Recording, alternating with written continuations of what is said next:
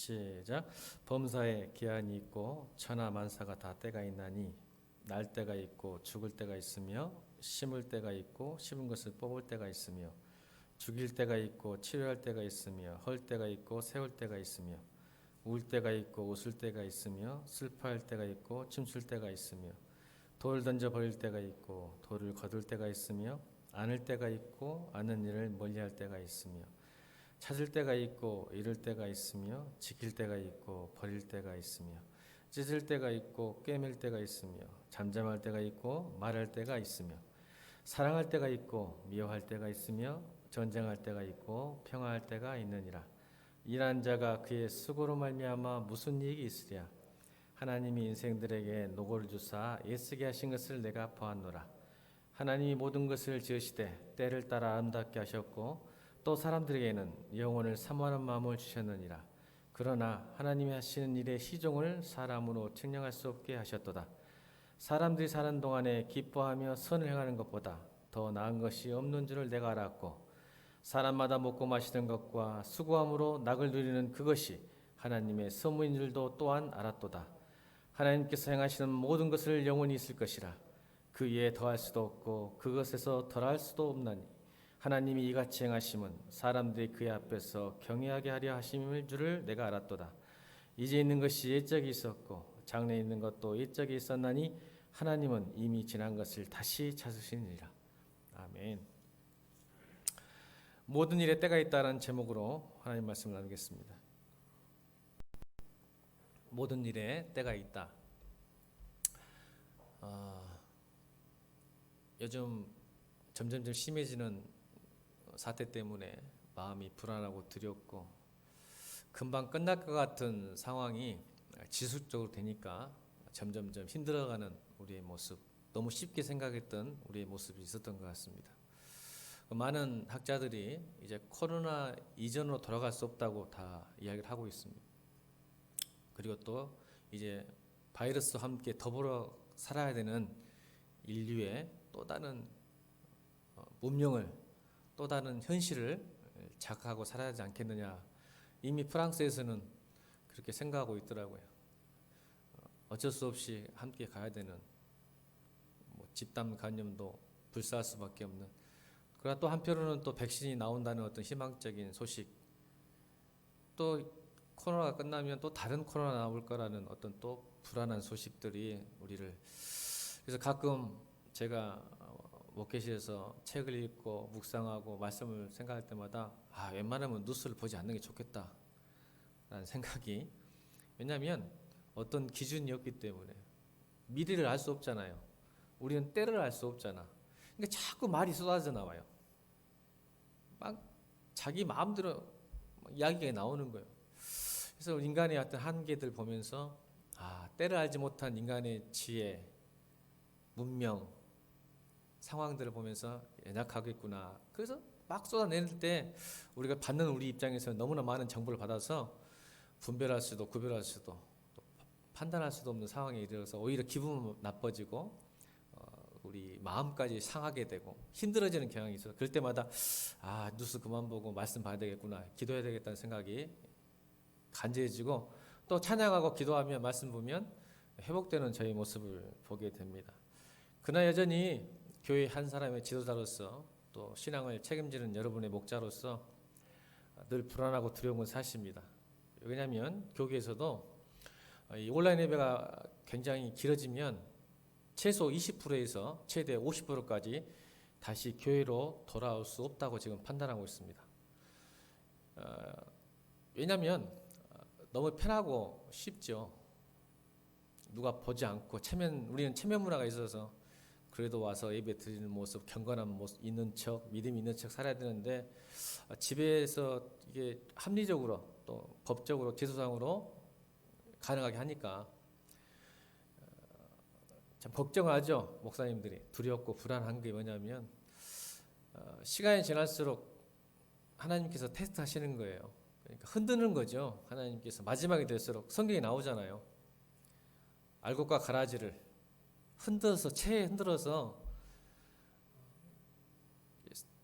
구별하시는 거예요. 이제 그럴 때가 된 거예요. 추수할 때가 된 거죠. 그래서 많은 목사님들이 아파하고 있습니다. 가능한 한 많은 크리스찬들이 또 우리 교회 식구들이 떨어지는, 넘어지는, 실족하는 그런 삶이 아니라 오히려 이것 때문에 오늘 기도한 것처럼 더 사모하고 더 목마르고 더 모이기를 힘쓰는 그런 삶 있는 반면에 떠져 나가는 사람들이 있기 때문에 늘 불안하고 두려워하는 목사님들의 고민들 또 기도들을 제가 계속 듣습니다. 오늘 성경은 그 이야기를 하는 거예요. 때를 알지 못한다는 거죠. 우리가 어떤 때가 그러니까 내일을 모른다는 거죠.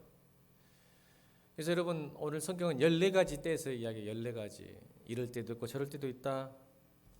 사랑할 때도 있고 미워할 때도 있고 돌을 던질 때도 있고 돌을 거둘 때도 있고 울 때도 있고 웃을 때도 있다 라면서 14가지를 설명하면서 이게 다 합쳐져서 꼭 좋은 것만 우리 인생이 때가 있는 게 아니라 나쁜 때도 있지만 이게 합쳐져서 인생을 이루는 것이다 라는 것을 성경은 이야기하는 거죠. 좋을 때나 나쁠 때나 그게 합쳐져서 인생이 되는 것이죠. 또 태풍이 올라온답니다. 우리 태풍이는 안 좋잖아요. 그죠? 우리가 태풍이 저 걱정이에요. 태풍이 올라오면 또 피해가 오고 교회가 또 물이 새지 않을까 걱정들, 또 우리 성도들의 사업장이나 가정에 문제가 생기지 않을까 이런 걱정들이 일어나는데 사실 태풍도 와야 된답니다. 태풍도 유익이 있다 그래요. 제일 큰 거는 뭐냐면 이 태풍 때문에 지구의 열 에너지가 균형을 잡힌답니다. 너무 더우니까 태풍이 와서 좀 식히게 하고 너무 추우니까 또 태풍이 와서 좀 덥게 하는 어떤 열 에너지의 균형을 잡기 위해서는 태풍이 꼭 필요하다고 합니다. 또 바닷속이 정화되려면 또 비가 와야 하잖아요. 비가 와야 또 대지가 살아나기 때문에 이런 유익이 있다는 거죠. 그러니까 때가 태풍도 우리에게는 어떤 사람에게는 늘 안 좋은 것 같지만 또 지구 전체 큰 그림을 봤을 때는 또 있어야 될 때라고 생각합니다. 저는 고민을 많이 해봤어요. 하나님 이렇게 질문을 하죠. 어떤 질문을 했을까요? 하나님 왜 이 시대에 코로나에 영향을 주셔서 힘들게 하십니까? 묻죠. 목회자 한 사람으로서 왜 이 때를 우리가 지나가야 됩니까? 라고 묻죠. 근데 세 가지를 떠오르게 하셨어요. 묵상했는데 하나는 알랑드 보통의 불안한 책과 또 레리 크랩의 지금 번역됐다고 그래요. 제가 옛날에 잠깐 원서를 봤는데 When God's ways make no sense라는 원서인데 이게 번역돼서 하나님을 신뢰한다는 것은 이란 책으로 번역됐다고 그래요. 아직 국문은 아직 못 봤지만 그 책과 그 책이 생각나고 또 오늘 전도서 3장 말씀이 떠오른 거예요. 자 보세요. 알란드 보통의 불안이라는 책이 베스트셀러입니다. 인간이 두려워하는 이유가 5가지가 있대요. 이유가 5가지 뭐냐면 사랑이 결핍이면 불안해지고 또 속물근성이 있으면 불안해지고 기대가 많으면 불안해지고 능력주의에 너무 함몰되면 불안해지고 마지막으로 불확실성 때문에 불안하고 맞죠? 불확실성. 이제 여기에 포커스를 잡는 거예요. 제가 예전에 읽었기 때문에 오래전에 읽었기 때문에 불확실성을 살아가는 이 시대 우리 크리스찬이나 믿지 않는 사람이나 동일하게 불안과 두려움을 살겠구나 라는 생각이 이걸 레리 크랩이 잘 설명한 게 있어서 또 좀 더 설교 시간 이야기하겠지만 또 후에 이야기하겠지만 그런 이야기. 그렇다면 불확실한 시대를 살아가는 성도는 어떻게 살아야 될까라는 답이 성경에 있을까 없을까? 있다는 거죠. 오늘 전도서예요. 3장 오늘 본문이 그겁니다. 그래서 알란드 보통이 말했던 이 5가지 이 불안 요소가 인간에게 근본적으로 있다. 그러면서 해법을 5가지를 또 제시합니다. 그 책에서는 첫 번째는 정치예요. 첫 번째는 철학이에요. 철학을 하면 어느 정도 불안이 해소된다. 왜 그럴까요? 철학은 뭐죠? 자기 삶을 성찰할 수 있잖아요. 고민할 수 있잖아요. 그래서 왜 이렇게 불안한 존재가 될 수 있고 어떻게 하면 불안을 해결할 수 있는가 늘 성찰하고 고민하고 배우고 생각하면 어느 정도 불안이 해소될 것이라는 게 있죠. 철학의 유익함이죠. 두 번째는 예술이에요. 예술을 하면 불안이 좀 잠재워줄 수 있다라고 해법을 설명하거든요. 어떨까요? 그러니까 자기 어떤 예술은요, 우리가 함부로 할 수 없는 어떤 비판 능력이 있잖아요. 예술은 그래요. 노래를 통해서 비판하고 노래를 통해서 자기의 마음을 표현하잖아요. 또 그림을 통해서도. 그래서 인간의 어떤 공감력, 또 자기 나뿐만 아니라 다른 사람과 나만 불안하고 나만 두려운 게 아니라 예수를 통해서 다른 사람도 나처럼 불안하고 두려운 존재인 것을 공감하게 되면서 서로가 불안을 잠재울 수 있다고 이야기해요. 세 번째는 이제 정치죠. 정치. 이 말은 곧 이데올로기에 빠지지 않으면 우리는 불안할 수 없다. 불안할 필요 없다. 우리는 전부 정치 이슈 있잖아요. 뭐 집값이 어쩌네, 떨어지네 안 떨어지네, 또 뭐 대학 입시가 어쩌네 이런 이데올로기 속에 파묻히면 우리는 불안하게 되는데, 정치에 그 이데올로기에 떠나게 되면 우리는 불안을 좀 해소할 수 있다. 맞는 것 같아요. 저같이 이제 집이 뭐 별로 없는 사람들에게는 뭐 그 이슈들을 별로 불안하지 않은데, 집을 많이 가진 사람들은 불안하겠죠. 또 고3 부모를 둔, 고등학교 부모를 둔 그 정치에 민감하겠죠. 여러분도 그러죠.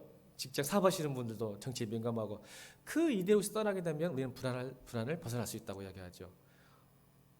네 번째가 뭐냐면 보헤미안이에요. 보헤미안이 이게 뭐냐면 한마디로 자연인으로 살아. 자연인으로.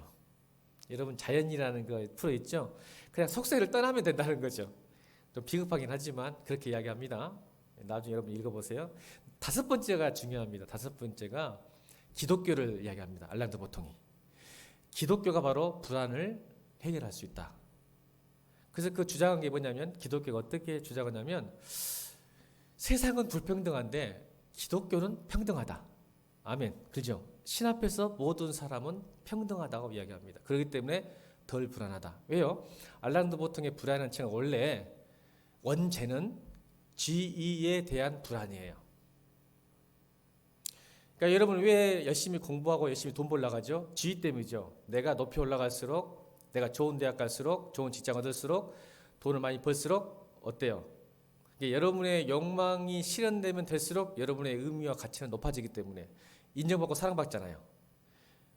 그래서 여러분 왜 돈을 벌고 왜 공부하고 여러분 열심히 경쟁하고 사는지 아세요? 지위 때문에 그래요. 내가 높아지면 높아질수록 내 욕망이 실현 가능하거든요. 그러니까 왜 우리가 욕망이 실현되지 못하면 불안하거든요. 내가 하고 싶은 걸 못하면 불안하고 두렵거든요. 근데 내가 하고 싶은 것을 마음대로 하면 그게 덜어지는 거예요. 그래서 원래는 이 불안이라는 그 책의 원체는 지위에 대한, 포지션에 대한 불안. 우리는 직장을 잃어버릴까봐, 공부를 못할까봐, 건강을 잃어버릴까봐 자꾸 이런 불안 속에 살거든요. 돈에서 돈이 없어질까봐. 근데 기독교는 그렇지 않다는 거죠. 맞죠? 우리가 배워온 대로, 믿어온 대로 신 앞에서 모든 사람 평등해요. 달란트 주시는 대로. 또 우리 믿음은 어떻게 해요? 실패와 성공이 기독교에서 큰 의미가 없어요. 맞죠? 왜요? 우리 하나님 앞에서 그 실패와 성공도 다 사용되기 때문에, 그런 어떤 믿음이 우리 불안을, 두려움을 해결할 수 있다라고 인문학자가, 철학자가 이야기할 정도의 기독교의 큰 유익인데, 정말 그럴까? 성경은 정말 그렇게 말할까? 맞습니다. 그러나 더 구체적으로 성경은 오늘 우리에게 제시하고 있는 거예요. 불확실을 살아가는 우리에게 하나님께서는 어떻게 말씀하고 계시는지. 그래서 우리 오늘 말씀을 통해 어려운 시대에 늘 기쁨과 평안, 말씀도 살기를 주로 축원합니다. 힘을 얻길 바랍니다. 소망을 얻길 바랍니다. 제가 이제 말씀 듣다 전도서는요, 솔로몬이 책이 세 권이 있어요. 세 권이 어떤 책이죠?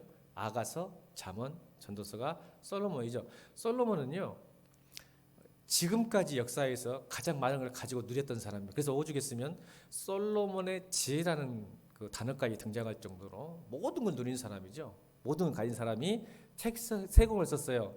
가장 젊고 왕성했을 때, 힘이 있을 때 쓴 책이 아가서입니다.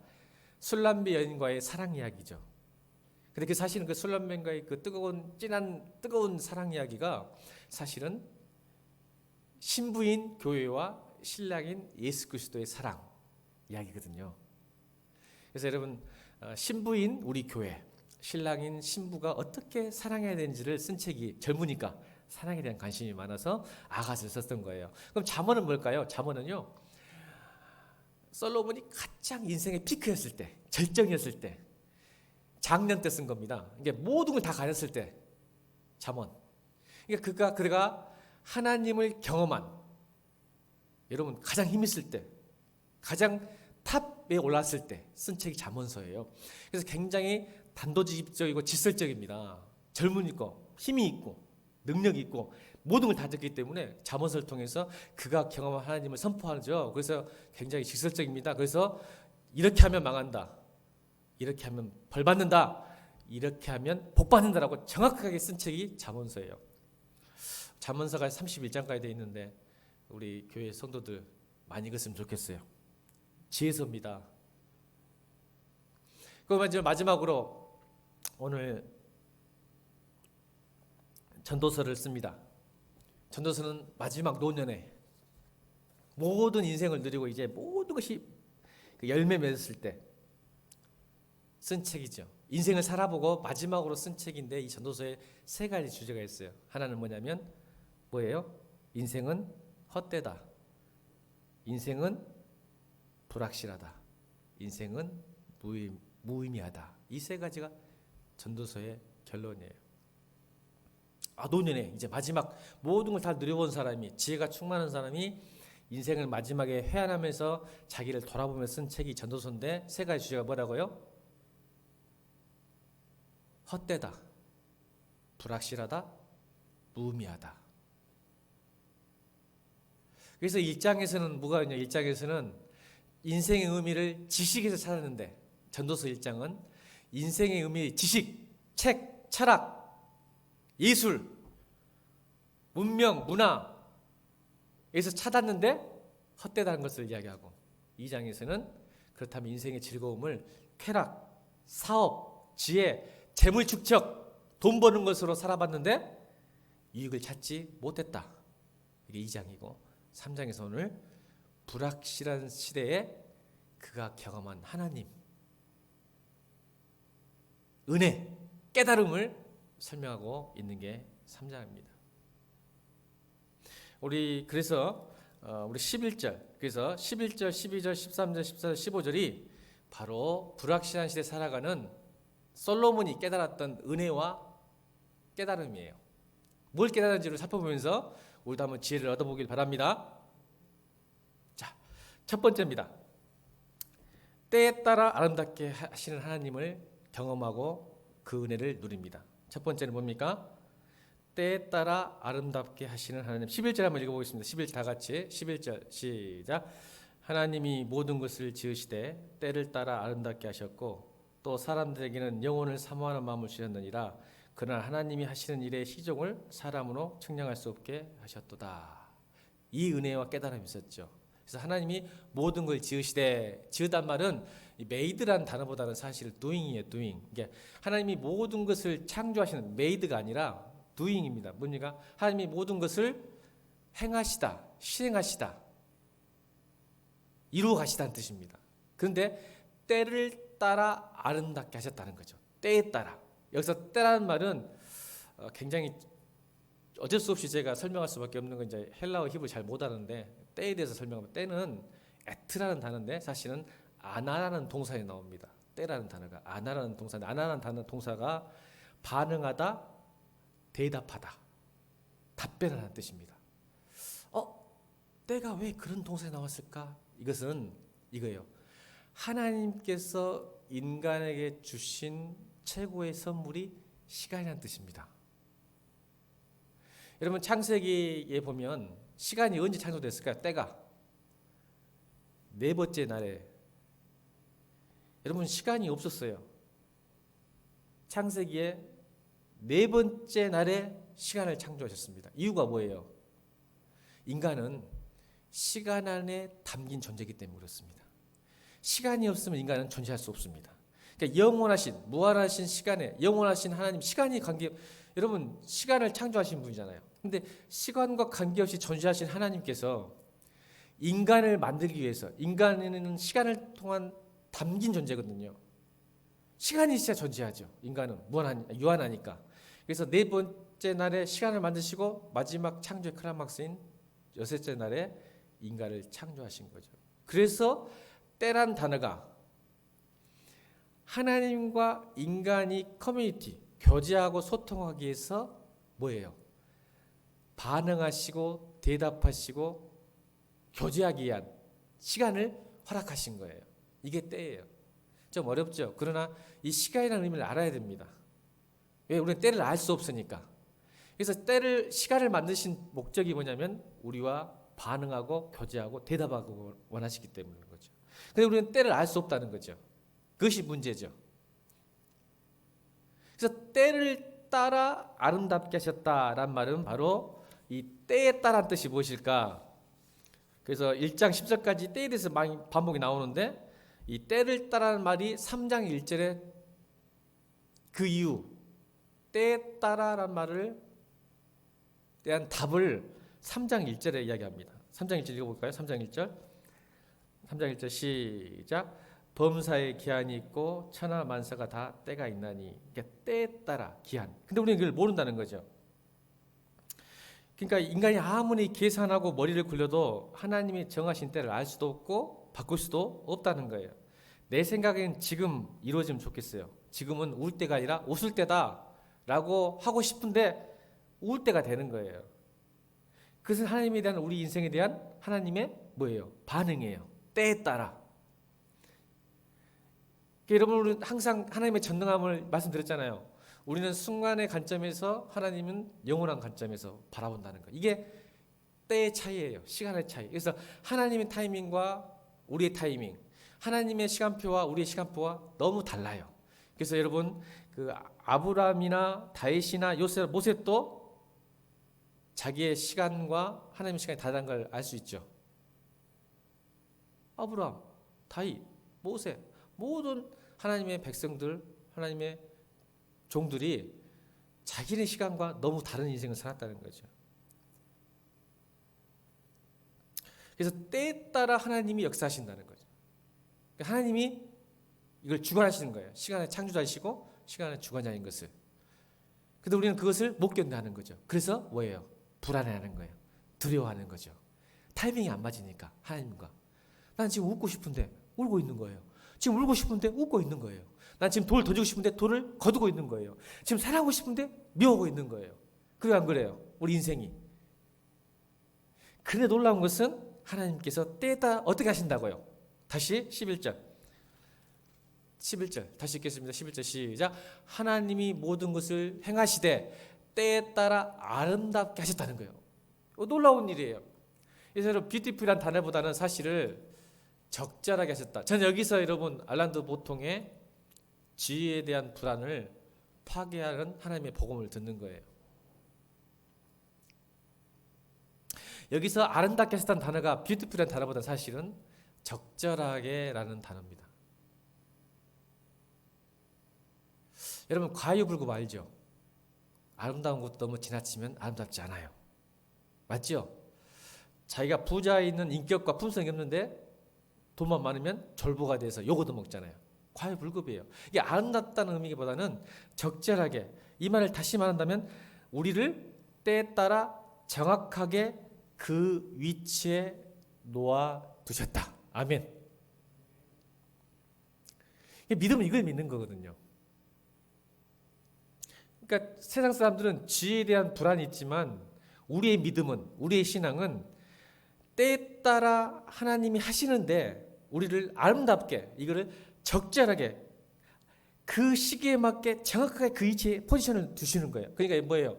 10대는 10대의 아름다움, 20대는 20대의 아름다움, 30대는 30대의 아름다움이 있다 없다? 있다. 여러분, 많은 사람들이 동안이 되고 늙지 않으려고 하는데 저는 절대, 우리 청년들이 질문해요. 목사님 다시 청년으로 돌아가신다면 어떻게 하실까요? 내가 뭐라고 대답하지 아세요? 난 절대 청년으로 안 돌아가고 싶지도 않아. 제발 그런 말 하지 마. 진짜 믿어주세요. 청년이 저한테 물어봐요. 목사님 후회하지 않으세요 인생? 다시 20대로 청년으로 돌아간다면 뭐 하고 싶으세요? 아니야, 진짜예요. 저는 절대 돌아가고 싶지 않아요. 저 50대잖아요. 50대 하나님께서 저를 지금 적절하게 아름답게 만들어 가고 계신 걸 믿습니다.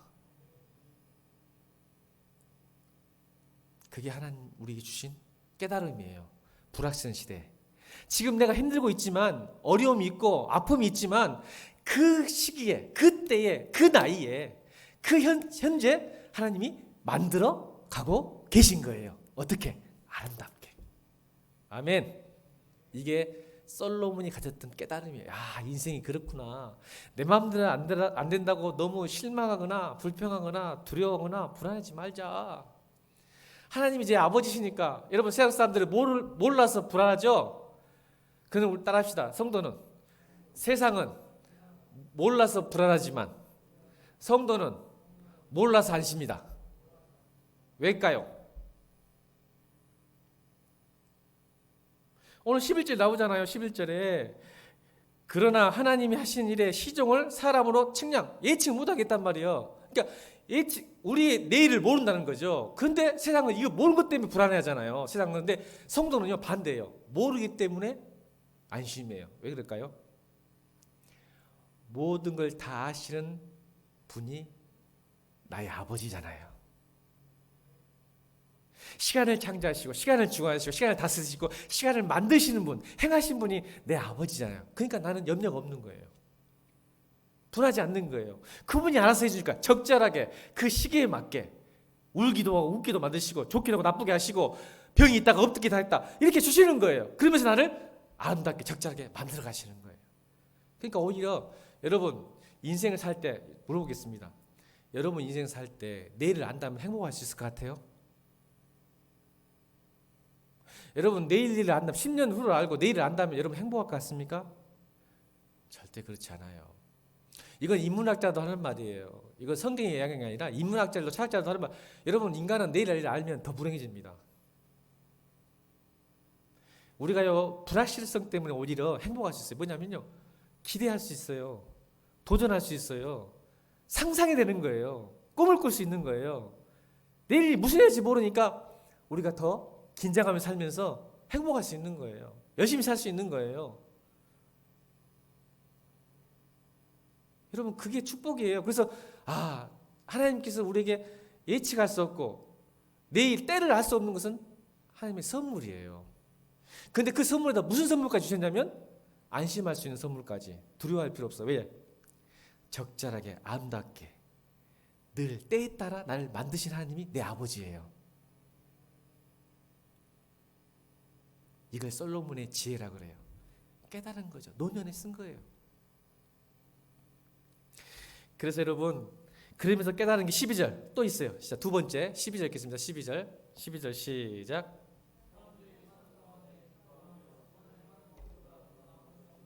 예, 뭘 깨달았어요? 노년에 솔로몬의 지혜. 대단히 중요해요. 불확실한 시대에 이거예요. 기뻐하는 것, 선을 행하는 것보다 더 좋은 게 없다는 거예요. 인생은. 근데 여러분 선을 행하는 게 쉬워요? 어려워요? 어려워요. 자 여기서 제가 이제 아까 이거 하나님을 신뢰한다는 건 책 네리 크랩의 책에서 이것을 제가 따올게요. 그것을 선을 행하기 어려우니까 그때 그 책에 이렇게 이야기하더라고요. 우리 크리스찬들이 하나님의 말씀을 이해할 수 없을 때 세 가지 반응으로 나타난다. 그 책에 나와요. 하나님의 말씀, 내 인생이 왜 이렇습니까?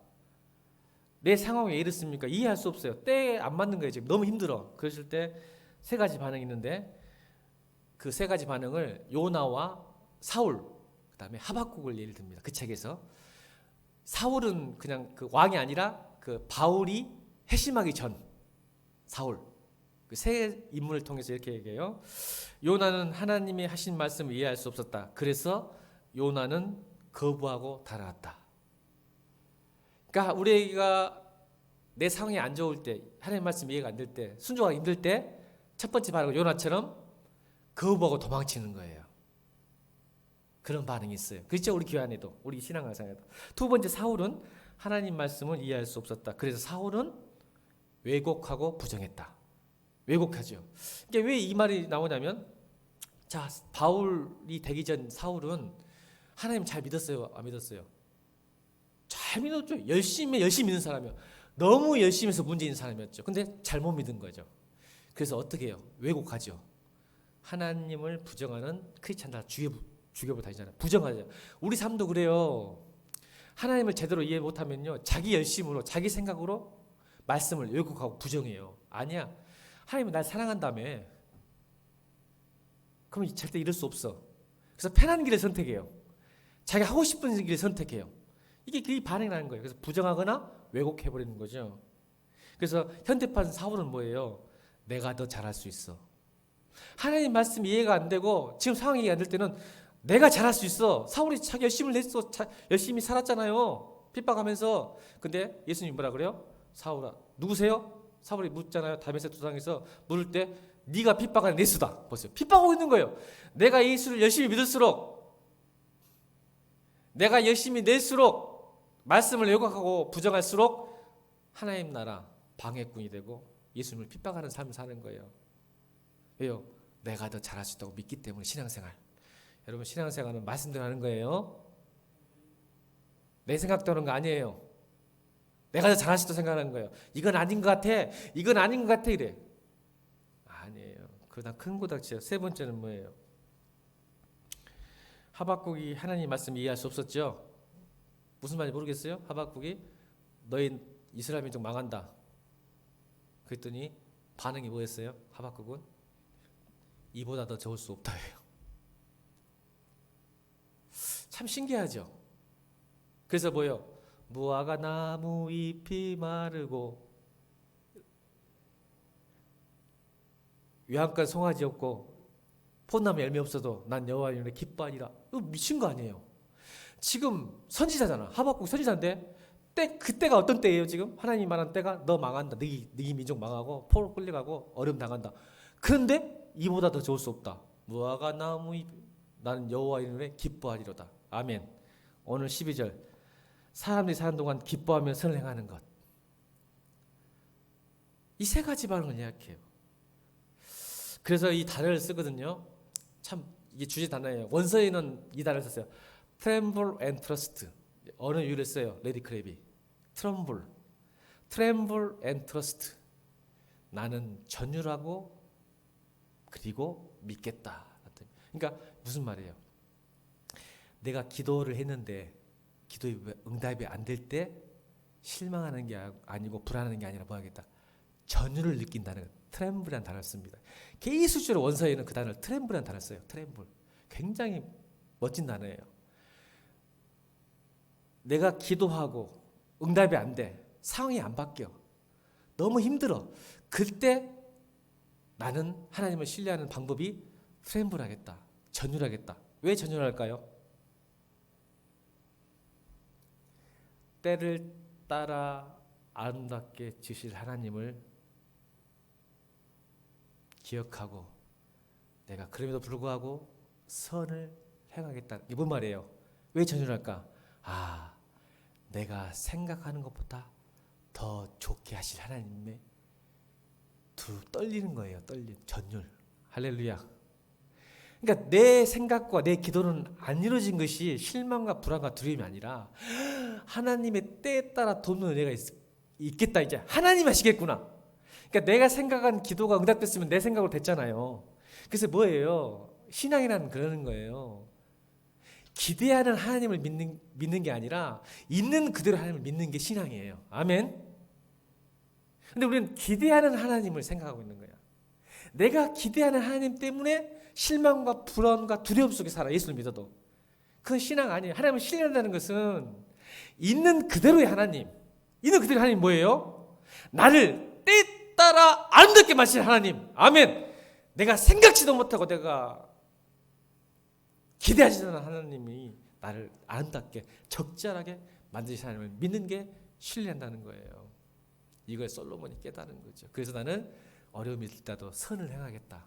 아멘. 그래서 갈라디아서 6장 9절에 이 말이 나오죠. 갈라디아서 6장 9절 한번 읽겠습니다. 시작.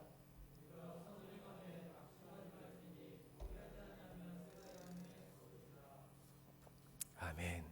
거둡니다. 그러니까 여러분 낙심하고 포기하지 마세요. 전율하세요. 지금 내 뜻도 안 되는 것은 하나님께서 지금 하시는구나. 아멘. 이게 하나님을 신뢰하는 거예요. 이거 솔로몬이 깨달은 거죠. 저는 이 코로나 시대 때 왜 이 때를 주셨는지 저는 해결 받았어요. 이 때가 필요한 거예요. 하나님이 지금 우리 한국교회. 아멘. 나는 빨리 끝났으면 좋을 텐데 하나님이 반드시 아름답게 적절하게 만드실 거예요. 한국교회. 저는 믿습니다. 저는 하나님을 신뢰합니다. 저는 불안해서 해방됐어요. 하나님을 믿기로 했어요. 자, 세 번째입니다. 세 번째 13절. 뭘 깨달았을까요? 불확실한 시대에 솔로몬은. 13절 읽겠습니다. 시작.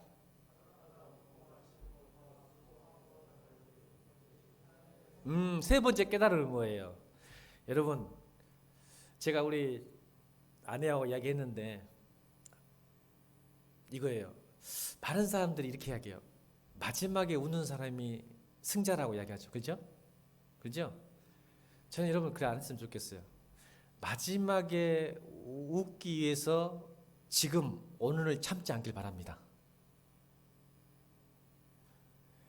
자주 많이 웃는 사람이 승리자입니다. 세상은요, 마지막에 웃기 위해서 발악을 해요. 그래서 돈도 모으고요, 열심히 살아요. 마지막 웃으려고. 근데 여러분, 성이 그렇게 맞지 않아요. 다시 13절 읽겠습니다. 13절 시작. 사람마다 먹고 마시는 것과 수고함으로 낙을 누리는 그것이 하나님의 선물이니 여러분 자주 웃으세요. 자주 마시는 거 드시길 바랍니다. 그리고 일하는 수고를 여러분 세상은요 이거예요. 세상의 지금 정서는 뭐냐면 북유럽 청년들이 대학을 안 갑니다. 잘 사는 나라일수록 청년들이 대학을 안 가요. 왜 그럴까요? 이유가 빨리 일하고 빨리 은퇴해서 연금으로 노후를 누리려고 그러는 거예요. 어떻게 보면 세상은 일을 적게 하고 돈을 많이 벌려고 하죠. 그러죠? 여러분 세상이 마인드가 뭐예요? 어떻게든지 짧고 굵게 해서 돈을 많이 벌려고 하잖아. 그러니까 북유럽 청년들이 대학을 안 가는 거 뭔지 아세요? 공부하기 싫어서가 아니에요. 거기는 복지가 너무 잘 돼가지고 빨리 취직하고 빨리 일하고 그 연금을 받을 시간, 예를 들어서 우리는 65살까지 뭐 70살까지 했으면 그 시간에 빨리 연금 넣고 빨리 일하고 그 끝나면 나머지 놀고 싶기 때문에 공부 안 하는 거예요. 취직이 빨리 해버리는 거예요. 연금으로 살려고 누리려고. 여러분도 그러잖아요. 연금만 튼튼하면 빨리 직장 그만두고 싶지 뭐. 여러분 연금 지금 하려고 지금 열심히 하고 있잖아요. 근데 성경은 반대예요. 일하는 수고함이 낙을 누리는 거예요. 이게 깨달은 거예요. 여러분 할 수 있으면 힘 닿은 대로 일하시길 주님으로 축원합니다. 이게 기쁨이고 낙입니다. 여러분 사실 편안하면 기쁘지 않아요.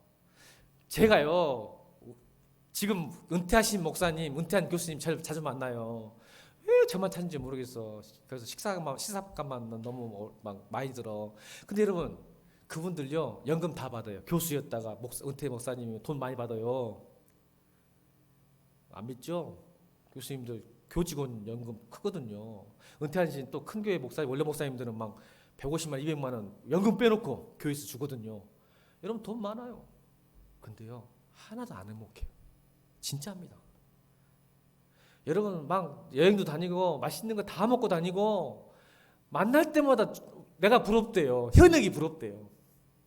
성도가 없어도 단에서 설교하고 싶대요. 5명 안 쳐고 가족만 앉혀놓고도 막 설교하고 싶대요. 지금 그걸 보는 거예요. 진짜예요.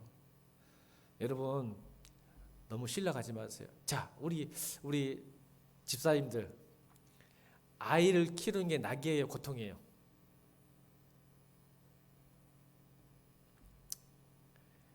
여러분 울 때가 있으면 웃을 때가 있는 거예요. 아멘. 저는 우리 자녀 3명 난 우리 전정근 집사님한테 항상 그래요. 지금은 고통일 거야. 근데 축복해요. 나중에 전정근 집사님이 가장 많이 웃습니다. 때가 있는 거야. 3명 있다면 힘든 거 알아요.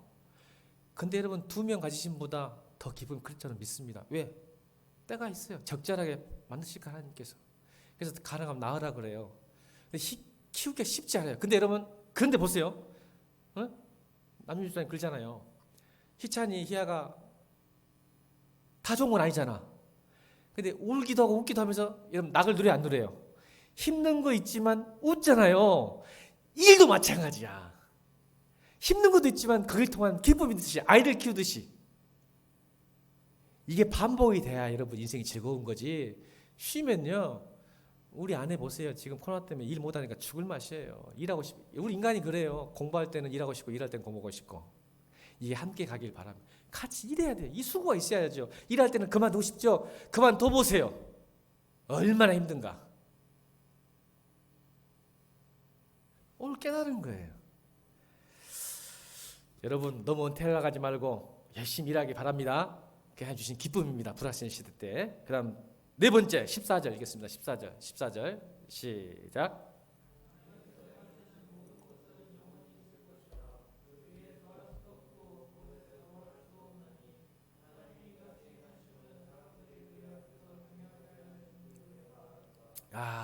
불확실한 시대에 또 다른 네 번째 지혜는 그 앞에서 경외함을 갖는 거예요. 경외함이 뭐예요? 사랑과 두려움이 공존하는 거예요. 경외라는 것은 하나님 사랑합니다 이라는 것도 경이지만 하나님을 무서워할 줄 아는 것, 두려워할 줄 아는 게 그 표현이죠. 제가 이것을 경외라는 것을 깨달은 게 뭐냐면 제가 아이들을 키우고 이 경외라는 것을 깨달았어요. 진짜 경외함은 청년 때는요, 경외라는 것이 하나님을 무조건 사랑하고 좋아하는 것이 경외라고 생각했는데 아이를 키우면서 내가 느낀 하나님에 대한 경외가 달라졌어요. 왜 경외함을 두냐면 성경 이해하죠.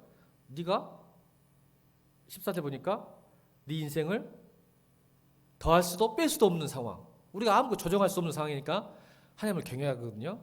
그죠? 우리가 어떻게 될지 모르니까 하나님을 경외해야 된다는 거죠. 하나님께서 우리를 지키시고 보호해 주셔야 되니까.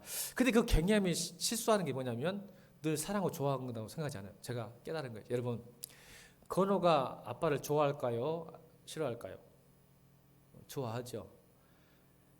근데 아빠를 좋아하는 이유가 저하고 달라요. 저는 경외함을 애들을 키우면서 배웠어요. 하나님의 경외함, 두려움과 사랑이 같이 경존한다는 것을. 제가요, 저희 아버지 국보선 집사님을 좋아하는 이유는 제 말 잘 들어주시고 용돈 주시고 학교도 보내시고 밥도 주셨어요. 그리고 제 말 좀 정말 잘 들어주셨어요. 그래서 좋아했어요. 그래서 철이 없어. 그냥 말만 하면 하나님이, 아버지가 뭐 들어주고 혼도 나기도 했지만 거의가 아버지가 다 들으셨거든요. 그래서 내가 말하면 뭐지 된 줄 알았어요. 근데 이제 어른이 돼서 결혼하니까 아버지의 무게가, 아들에게 용돈을 주고 밥을 먹이고 사랑해주고 보호해주고 케어하는 것이 결코 만만치가 않더라고요. 철이 들어요. 아버지란 이름이 그냥 있는 게 아니구나.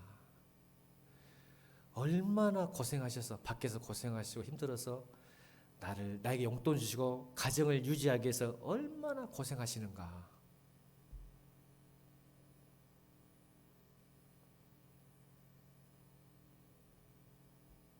두려움, 경건함, 경외함, 쉽지 않구나. 한 아버지로, 한 어머니로 산다는 게. 철이 들면 그게 됩니다. 그걸 깨달은 거죠, 솔로몬이. 그래서 우리는 늘 그분 앞에 사랑과 두려움과 떨림으로 서 있어야 되구나. 그분의 사랑이, 따지고 보면 어떻게 돼요? 그분의 사랑이 여러분 대가를 지불하셨어요, 안 하셨어요? 엄청난 대가를 지불했잖아요. 이 처음 사람들은 쉽게 생각해요. 그래서 교회 다니는 거, 예수 믿는 게, 하나님을 사랑받는 게 쉽게 생각하죠. 철이 없어요. 여러분, 우리를 사랑하기 위해서 하나님에 계신 아버지가 치료했던 대가는 뭐예요? 자기의 독생자 아들을 죽이셔서 했어요.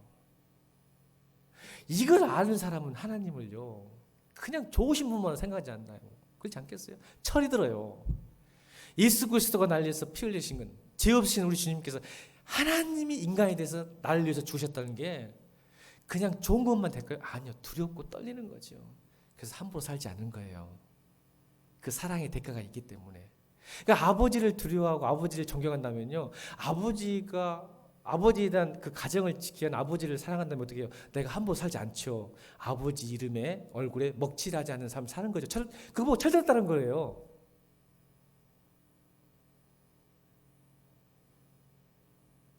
근데 아버지 상관없이 내 마음대로 사는 거예요. 왜? 아버지 이름과 얼굴에 먹칠도 상관없어. 내가 좋으면 좋으니까.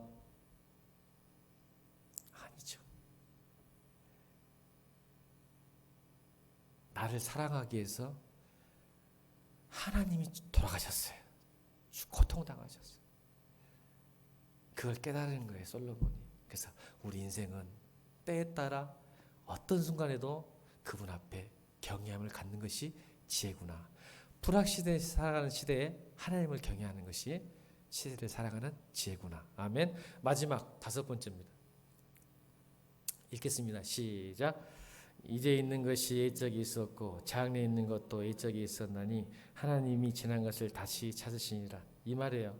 이 말은 해 아래 새 것이 없다. 이 말입니다. 여러분, 우리 사람은요, 불안하고 두렵기 때문에 자꾸 뭔가를 채우려고 하잖아요. 제가 간단히 설명할게요. 시간이 많이 지나서. 여러분, 제가 느낀 게 뭐냐면 핸드폰 있죠. 저는 요즘 느낀 게 뭐냐면 세상이 굉장히 빠다는 느낌이 뭐냐면 자동차가 엄청나게 빨리 나와요. 여러분, 지금 자동차 지금 준비되어 있어요. 내년에 나올 차, 그 내년에 나올 차가 다 준비되어 있습니다. 기업체에서는. 핸드폰도요, 이미 이제 올 가을에 10이 나온다고요. 아이폰 10이 나오는데 이미 13, 14 준비되어 있어요. 애플에서는. 왜 이렇게 새로운 걸 추구할까요? 인간은요, 늘 새로운 거를 갖고 싶어. 불안하니까, 두려우니까. 새로운 변화를 요구해요. 그래야 소비하니까. 그래서 늘 새로운 걸 찾아요. 바벨탑이에요, 그게. 여러분, 이 시대는 다시 영성시대 될 겁니다. 왜냐면요, 사람들이 우리 우울하고 조급하고 두려운 마음이 있기 때문에 이제 막 심리학, 마음, 뭐죠? 묵상하는 거 뭐라고 저거? 명상, 요가, 이게 나온 줄 아세요? 문명은 발전하고 새로운 게 스피드예요. 너무 빨라. 그래서 그걸 못 따라가는 거야, 우리 마음이. 왜요? 불안하지? 그걸 못 따라가다 보니까 처진 사람, 뒤떨어진 사람, 그렇게 되잖아요. 그래서 사람들이 마음은 여기 있는데 세상은 이렇게 빨리 가니까, 못 따라가니까 늘 우울하고 조급하고 힘든 거야. 왜? 불안해. 못 따라가면 처지고 도태되고 적자 생존의 세상에서, 경제 세상에서. 그러니까 늘 심적으로 불안한 거야. 근데 여러분 마음 연구하고 영혼 연구하고 또 DNA 연구하잖아. 인간이 어떻게 불러? 안 돼요. 이 말이 그 말이에요. 해 아래 새 것이 없다. 이 말은 다시 네가 돌아올 것이다. 뭐로? 옛날 걸로. 14절 읽겠습니다. 하나님께서 행하시는 모든 것은 영원히 있을 것이다. 이 말은 뭐예요? 너희들이 다시 하나님께 돌아갈 것이다. 세상은 영원하잖아요. 또 바뀌어. 장례산 차요, 구형되어 버렸어요. 벌써 엄청 빨리 가요. 지금 옛날에 3년 4년 됐어야 바뀌었거든요. 지금은 1년 안에 다 바뀌어버려요. 그만큼 조급해져요 지금. 그러니까 세상은 자꾸 변해서 사라지고 한시적이지만 하나님이 행하시는 영원하다. 그러니까 이게 다시 돌아가게 될 것이다. 깨달은 거예요. 불확실한 시대에 살 때 세상을 쫓기보다 다시 하나님께 돌아가는구나. 영성의 시대구나. 그걸 깨닫게 한 거예요. 아멘. 여러분, 세상 따라가지 마세요. 하나님께 돌아오면 여러분 회복할 수 있어요. 조급하지 않아요. 불안하지 않아요. 두렵지 않아요. 그걸 깨달았어요, 솔로몬이. 여러분, 사랑하는 성도들, 여러분, 불확실한 시대 솔로몬이 5가지 깨달았죠. 이거 잘 깨닫고 여러분 거를 만들어서 늘 어려운 세상 가운데 불안하고 두려워하지 않고 기쁨과 평안으로 살기를 주님 부탁합니다. 찬송가 545장 하시면서 헌금은 여기 계신 분들은 나가시면서 헌금통에 넣어주시고, 또 온라인에 드리는 성도들은 찬송하시면서 온라인으로 예물 드시기 바랍니다. 주보 참조하시면 되겠습니다. 찬송가 545장입니다.